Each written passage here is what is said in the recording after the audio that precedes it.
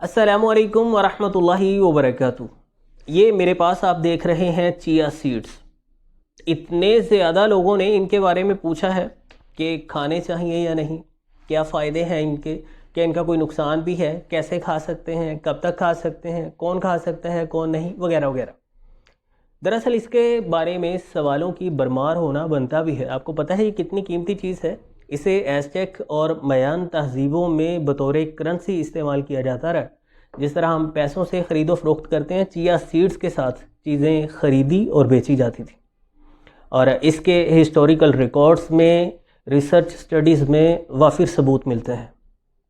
खैर, हमारा जो मौजू है कि हम इसे थोड़ा सा जान लें, एहतियातों को भी, फ़वाइद को भी, तरीका इस्तेमाल को भी।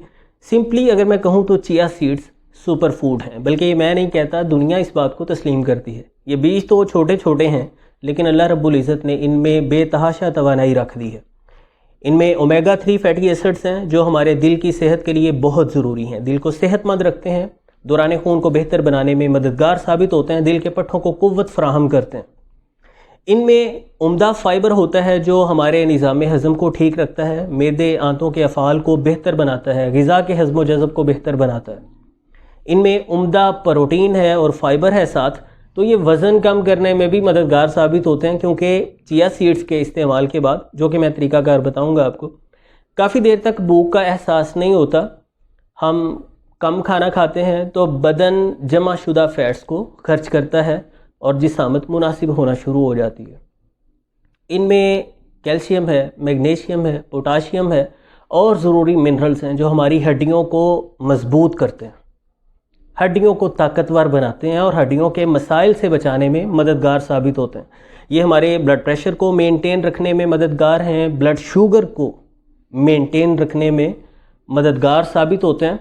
हाँ, इस चीज़ का ख्याल रखिए आप कि जिन लोगों की कोई ब्लड थिनर मेडिसिन्स चल रही हैं वो मुआलिज के साथ मशवरा किए बगैर इस्तेमाल नहीं कर सकते, और बहुत ज़्यादा हम नहीं खा सकते। 1 से 2 स्पून रोज़ाना लिए जा सकते हैं, और इन्हें ऐसे ही नहीं खाना फाँक कर, बल्कि पानी में डालें, जब जेल नुमा बन जाए फिर इस्तेमाल करें। ऐसे ही फाँक कर खाने से गला मुतासिर हो सकता है, निज़ाम हज़म पर बोझ बन सकता है, ब्लोटिंग वगैरह की कैफियत पैदा हो सकती है। तो इन्हें पहले पानी में डाल दें, थोड़ी देर तक पानी में रहने दें। इनकी जेल सी जब बन जाएगी, जैसे तुखम बालंगू की बनती है, फिर इनको इस्तेमाल किया जाएगा।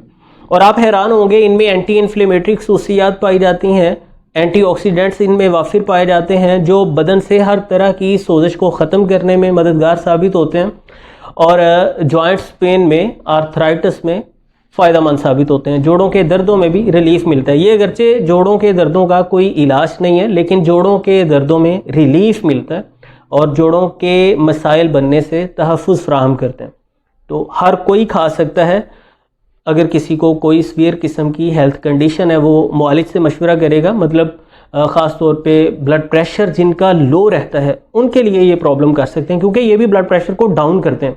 तो जिनकी वैसे ही प्रॉब्लम है कि उनका ब्लड प्रेशर नीचे रहता है, उन्हें नहीं खाने चाहिए, या मुआलिज के साथ मशवरा करके वो मुनासिब तरीक़ाकार से इस्तेमाल कर सकते हैं।